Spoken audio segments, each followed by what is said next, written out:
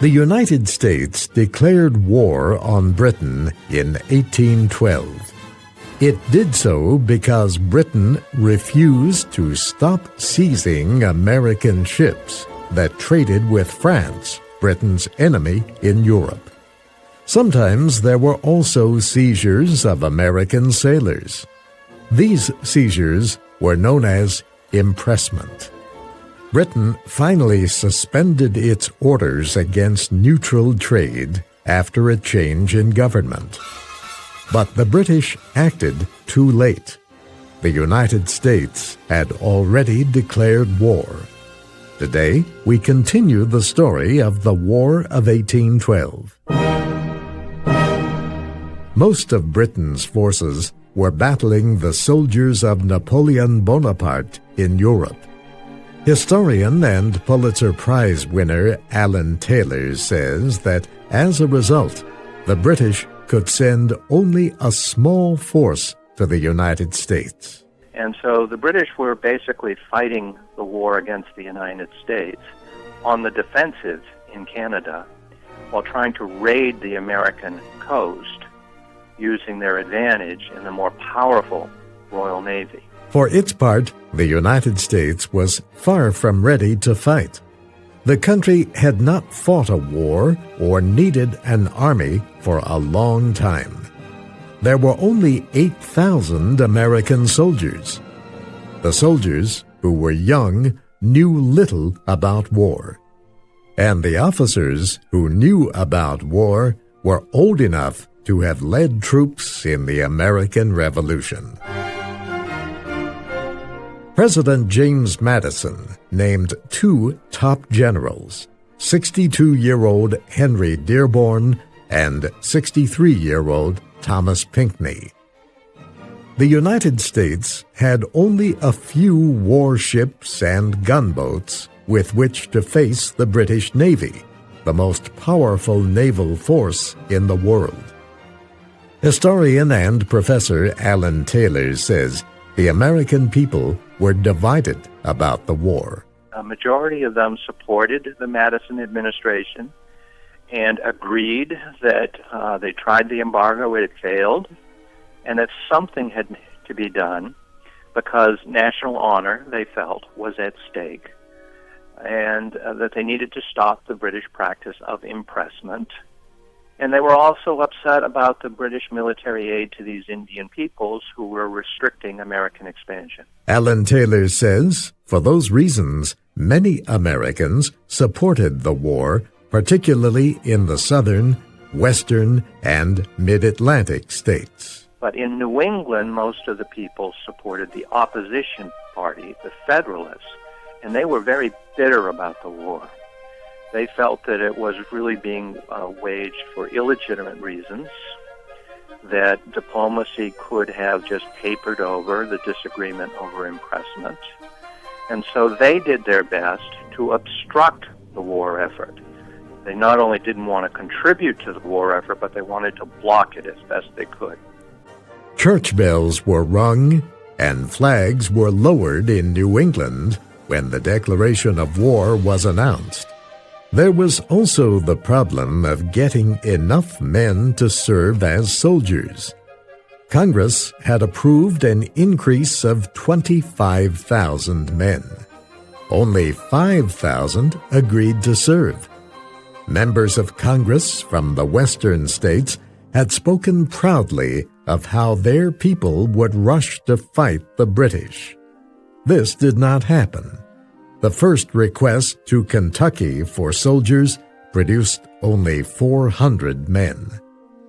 Historian Alan Taylor says that some states in the Northeast did not offer any soldiers at all, especially for invasions into Canada. And even when the governors would cooperate, as did, for example, the governor of New York, the militia would often march to the border and then decide that their constitutional duty was only to defend their state and not to help the United States invade another country.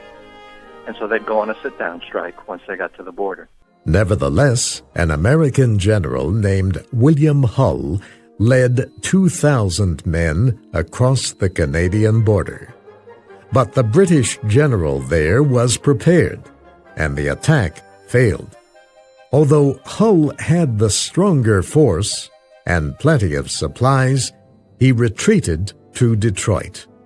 He was chased by a smaller force of British soldiers and Indians. After the war, Hull was tried by a military court on charges of cowardice. The court found him guilty and ordered him shot.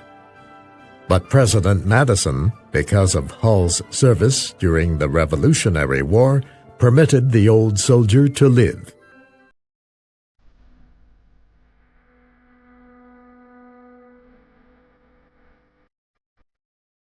The next American attack was made from Fort Niagara, a military post in New York on the shore of Lake Ontario. A small group of American soldiers crossed the Niagara River and attacked the British. But some Americans from New York refused to cross the border to help against the British. They calmly watched as British soldiers shot down the attacking Americans. The third campaign was made by General Henry Dearborn. He led a state militia force from Plattsburgh, New York, to the Canadian border. He was planning to cross the border and attack Montreal. But again, the soldiers refused to cross the border. Dearborn could do nothing but march them back to Plattsburgh.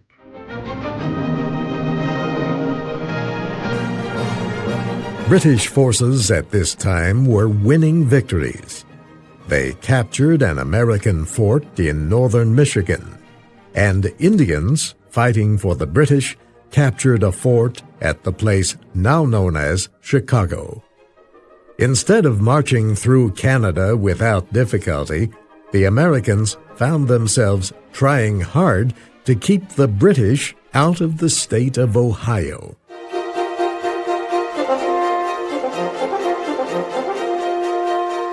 For a while, the small American Navy was doing better than the Army. Just 2 months after the war started, the United States warship Constitution forced a British ship to surrender. Several months later, another American ship, the Wasp, captured the British ship Frolic.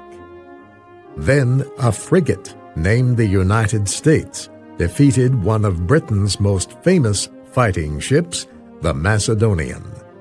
The British ship was captured and brought to the United States.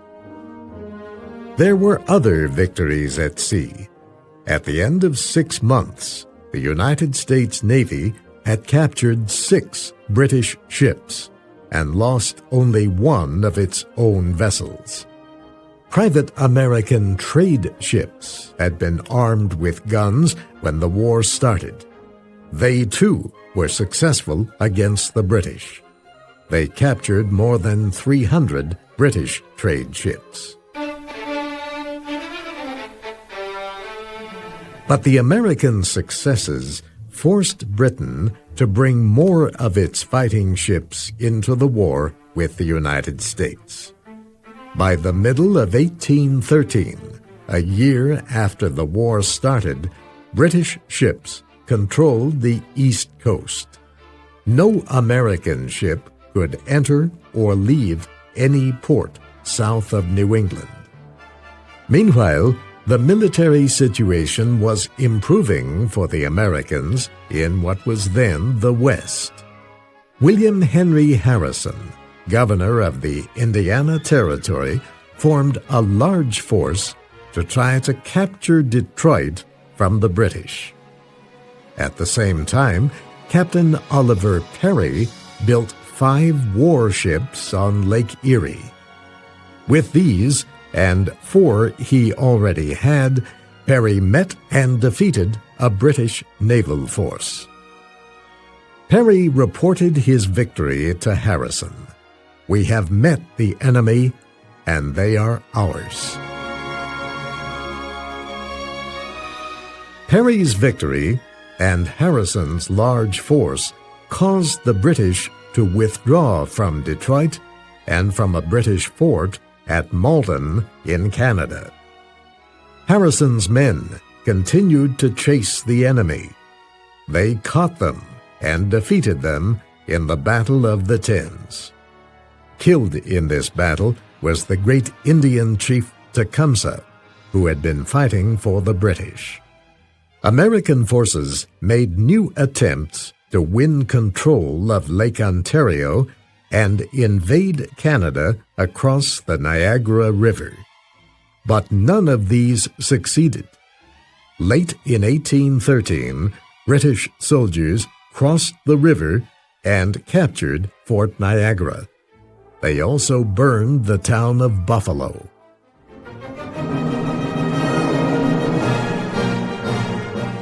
By April 1814, Napoleon was forced from power in Europe, and the war between France and Britain was over. The end of the war in Europe permitted Britain to send many of its soldiers to fight against the United States.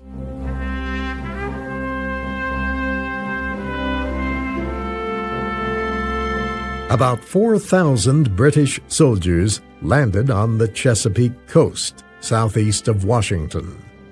They met American forces inland at Bladensburg, a town 10 kilometers from Washington. The British soldiers broke through the American lines, and the Americans began to run away. But a group of sailors refused to retreat with their artillery. Commanded by Joshua Barney, the 400 sailors chose to stand and fight. The struggle did not last long against the 4,000 British soldiers. Barney held his position for a half hour before enemy soldiers got behind his men and silenced their guns. Barney was wounded seriously. The British thought so much of his courage that they carried him to a hospital for their own soldiers at Bladensburg. Barney himself said the British officers treated him as a brother. Once the British troops had smashed through Barney's Navy men, nothing stood between them and Washington. The commanders of the British force, General Robert Ross and Admiral George Cockburn, took a group of men to the Capitol building and set fire to it. Then the two commanders went to the White House with the same intention.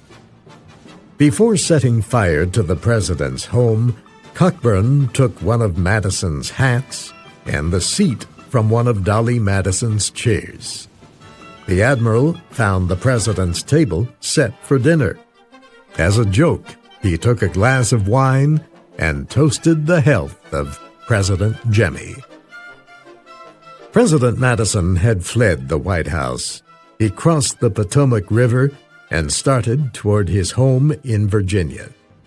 He joined his wife on the road the second day. They decided to wait about 25 kilometers from Washington. When President Madison returned to the capital 3 days later, the British had withdrawn. They had also burned most public buildings. The British coastal force next attacked the city of Baltimore. The story of that battle and the song it inspired will be our story next week.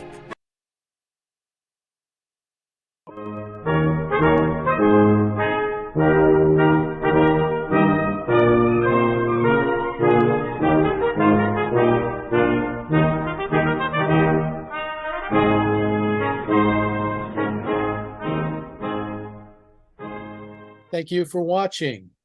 Can you do me a favor? Please leave a comment in the comment section below. That would really help. Thank you, and see you again soon.